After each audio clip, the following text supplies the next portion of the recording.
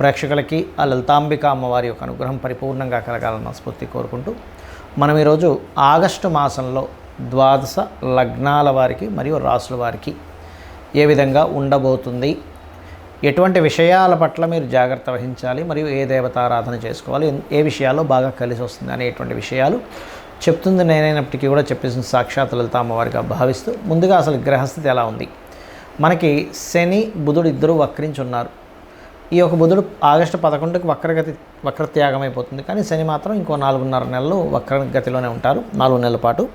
అలాగే రాహు కుంభంలోని, వక్రించిన శని మీనంలోని, అదేవిధంగా గురువు శుక్రుడు మిథున రాశుల్లో, రవి కర్కాటకంలో 17వ తేదీ వరకు ఉండి 17వ తేదీ నుంచి కర్కాటక నుంచి సింహంలోకి మారుతాడు.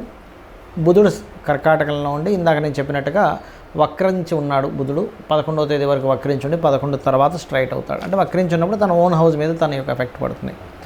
కన్యా మనకి సింహంలో కేతు ఉన్నాడు. ఇక ఈ చంద్రుడు కనుక చూసుకుంటే 1వ తేదీ నుంచి కనుక చూసుకుంటే తులారాశి నుంచి మరలా ఒక 12 రాశులు తిరుగుతాడు ఈ నెల, తులారాశి నుంచి మొదలుపెట్టి.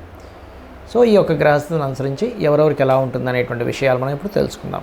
మీన లగ్నము, మీనరాశి. మీనం వారికి కనుక చూసుకున్నట్లయితే ఇక్కడ లగ్నాధిపతి చతుర్థ స్థానంలో శుక్రుడితో ఉన్నందుకు గృహ వాహన సంబంధించినటువంటి యోగాలు ఇప్పుడు మీకు కలుగుతున్నాయి.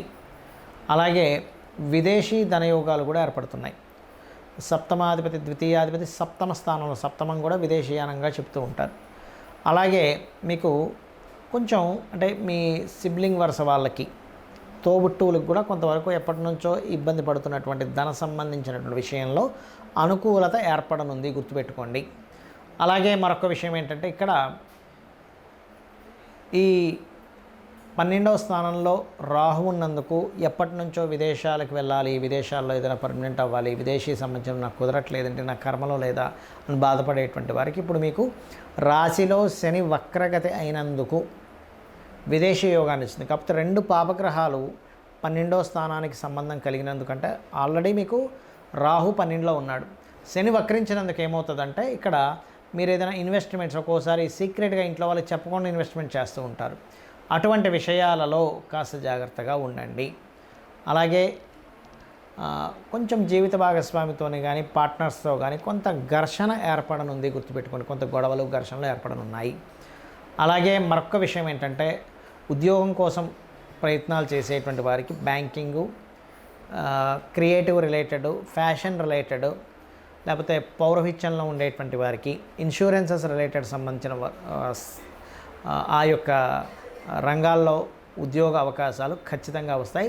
ఏదైనా కొత్త కోర్సెస్ చేయడం, ఆ కోర్సు ద్వారా ఉద్యోగం కోసం చేసే ప్రయత్నం కూడా ఈ నెల మీకు చాలా అనుకూలంగా ఉంది చెప్పాలంటే. ఇక వ్యాపార సంబంధించిన విషయంలో లోకల్గా కాకుండా ఏదైనా ఇంపోర్ట్ ఎక్స్పోర్ట్ సంబంధంగా చేయాలనేటువంటి ప్రయత్నం కూడా సఫలీకృతం అవుతుంది. మీరు ఒక ఆఫీస్ పెట్టుకోవాలి, గృహం కట్టుకోవాలి, లేదా గృహానికి కాస్త ఎక్స్టెన్షన్ చేసుకోవాలి, పైన ఇంకో ఫ్లోర్ వేసుకోవాలనేటువంటి చేసేటువంటి ప్రయత్నాలు అనుకూలిస్తాయి. 4వ స్థానంలో 2 శుభగ్రహాలు ఉన్నందుకు. కాకపోతే డైలీ లైఫ్లో కొన్ని ఆటంకాలు ఏర్పడుతుంటాయి. 6వ స్థానంలో కేతు ఉన్నందుకు మీరు ఎక్కడికైనా ప్రయాణం చేసేటప్పుడు, ఏదైనా ఒక కొత్త పని ప్రారంభించేటప్పుడు ఒక్కసారి గణపతిని తలుచుకోండి.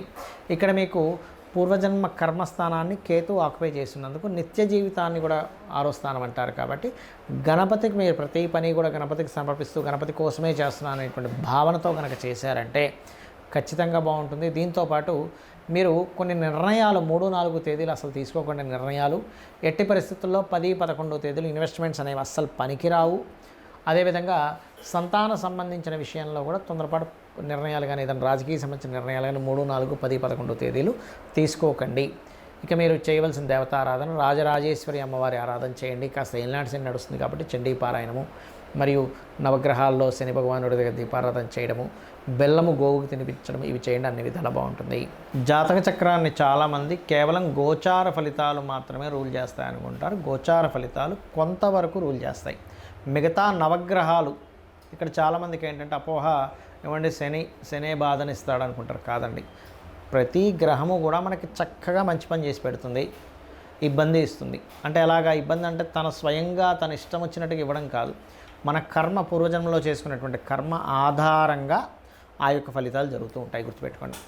అయితే ఇక్కడ మీరు గమనించినట్లయితే ఈ యొక్క గ్రహాలు ఏవైతే ఉన్నాయో ప్రధానంగా మన మన చూసుకోండి, మనకి నవగ్రహాలు రవి నుంచి కేతువు వరకు ఆ ఉన్న కండిషన్ బట్టి, అంటే ఉదాహరణకి మీరు లైఫ్లో ఎప్పుడు బాగా డిప్రెస్గా ఉంటున్నారు, ఎదగలేకపోతున్నారు అంటే మొట్టమొదటిగా మీ లగ్నాధిపతి ఎవరో గుర్తించండి. లగ్నాధిపతి ఎవరో ఆ యొక్క అధిష్టాన దేవతకి దీపారాధన చేసుకోవడము, లేకపోతే 12 లగ్నాల్లో ఏ లగ్నమైందో ఆ గ్రహానికి దీపారాధన చేస్తే ఖచ్చితంగా మీరు పేరు ప్రఖ్యాతులు సంపాదిస్తారు. దాంతోపాటు రవిగ్రహం ఎలా ఉందో చెక్ చేసుకోవాలి. మీకు మీరుగానే చూసేసుకోవచ్చు. ఇది మనమేమి దాని గురించి పెద్ద లక్షలు వేలు ఖర్చు పెట్టాల్సిన అవసరం లేదు. మీకు మీరుగానే నెట్లో కొడితే మీ లగ్నం ఏంటంటే డేట్ ఆఫ్ బర్త్ టైం కొడితే మీ లగ్నం వచ్చేస్తుంది. మీది పలానా లగ్నము, మీ లగ్నానికి అధిపతి దాని వస్తుంది. అంటే ఇప్పుడు మీకు తెలియదు అనుకోండి, ఉదాహరణకి మేషము అనుకోండి, మేషానికి వృశ్చికానికి కుజుడు కుజగ్రహం దగ్గర, వృషభానికి తులాకి శుక్రుడు, బుధుడు మిథునానికి కన్యకి బుధుడు, కర్కాటకానికి చంద్రుడు, సింహానికి రవి, ధనుర్మీన లగ్నాలకి గురువు, రాసైన లగ్నమైన గురువు అవుతాడు. మకరము మరియు కుంభానికి శని. దీంతోపాటు లగ్నంలో ఒకవేళ రాహు కానీ కేతు కానీ ఉంటే వాటికి కూడా చేసుకోవచ్చు. లగ్నంలో ఏదైనా గ్రహం ఉంటే ఆ గ్రహ ఆరాధన, ఆ గ్రహానికి దీపం పెట్టుకుంటే కూడా మీరు లైఫ్లో ఎదుగుతారు. అదేవిధంగా మీ ధనాధిపతి ఎవరు, ఎంతసేపు ఎల్నాడ్సీని వచ్చిందండి, కాల్సప యోగం ఉందండి అందుకే నేను ధనం సంపాదించట్లేదు కాదు. మీకు లక్ష్మీ యోగాలు, ధనయోగాలు ఎంత ఉన్నాయి, ఏ మార్గంలో వెళ్తే మీరు చక్కగా ధనాన్ని సంపాదించి మీ యొక్క జీవితాన్ని ఉద్ధరించుకోగలుగుతారు, పేరు ప్రఖ్యాతులు తెచ్చుకోగలుగుతారు అనేది మీ ధనాధిపతి, పంచమాధిపతి, భాగ్యాధిపతి, లాభాధిపతి, దశమాధిపతి వీటిని చూసుకోవాలి. అంటే వీటిల్లో మీకు ఎలా ఉంది అంటే వ్యాపారంలో బాగుందా లేకపోతే ఉద్యోగంలో బాగుందా అని చెక్ చేసుకోవాలి. అదేవిధంగా మీరు మీ యొక్క జన్మజాతకంలో ఒక్కొక్కసారి చూడండి, అన్నదమ్ములు సహకరించారు, లేకపోతే మీరు చేసే ఏ ప్రయత్నమైనా ఫెయిల్ అవుతూ ఉంటుంది. అప్పుడు 3వ అధిపతిని అసలు మీ జన్మజాతకంలో అసలు గృహయోగం ఉందా లేదో చెక్ చేసుకోవాలి. చాలామంది తెలియక గృహయోగం లేనటువంటి వారు బలవంతంగా ఏదో స్థలాన్ని తీసుకున్నప్పుడు వాళ్ళు డౌన్ఫాల్ అవుతూ ఉంటారు. అలా లేనప్పుడు మీ జీవిత భాగస్వామి లేదా మీ పిల్లల పేర్ల మీద కొనుక్కోవాలి. వెహికల్ కొనుక్కున్నా దాని ఎఫెక్ట్ చూపిస్తూ ఉంటుంది, గుర్తుపెట్టుకోండి. ఒక యోగం ఎప్పుడుంది, ఎప్పుడు తీసుకోవాలనేది ఒక ఎత్తు అయితే ఉంటే కనుక అందులో ఏ ఫేసింగ్ తీసుకోవాలి, ఫేసింగ్ ఈజ్ మోస్ట్ ఇంపార్టెంట్. ఇక్కడ 4 ఉండేటువంటి ఈస్ట్ వెస్ట్ నార్త్ సౌత్ 4 మంచివే, కానీ మీకు ఏది పనికి వస్తుంది ఈజ్ మోస్ట్ ఇంపార్టెంట్. అదేవిధంగా సంతాన అభివృద్ధికి ఏం చేయాలి, మీకు వివాహ సంబంధించిన సమయాలు ఎప్పుడు కరెక్ట్గా ఉన్నాయి, ఎప్పుడు సరైన సమయాలు కదా తెలుసుకొని వివాహం చేయాలి. ఊరికే పాయింట్లు కలిసాయి ముహూర్తాలు పెట్టేసుకుందాం ఇవి కాదండి, గుర్తుపెట్టుకోండి. అలాగే ఆకస్మిక సంఘటనలు మీ లైఫ్లో ఏమైనా ఉన్నాయా, మీ అష్టమాధిపతి చెప్తాడు. అష్టమాధిపతి ఎంత పాడైతే ఆకస్మిక సంఘటనలు ఎక్కువ జరుగుతుంటాయి వాళ్ళ లైఫ్లో. 9th లార్డ్ అంటే మీ యొక్క భాగ్యాధిపతిని బట్టి మీ తండ్రులు, గురువుల యొక్క సపోర్టు, దైవానుగ్రహం 9వ స్థానంలో ఉంటుంది. వృత్తి 10వ స్థానం. ఎక్కడ వృత్తి చేయాలి, ఇక్కడ విదేశాల్లోనో వేరే రాష్ట్రంలోకి వెళ్తే సెట్ అవుతుంది అనేది మీ పర్సనల్ చార్ట్లో ఉంటుంది.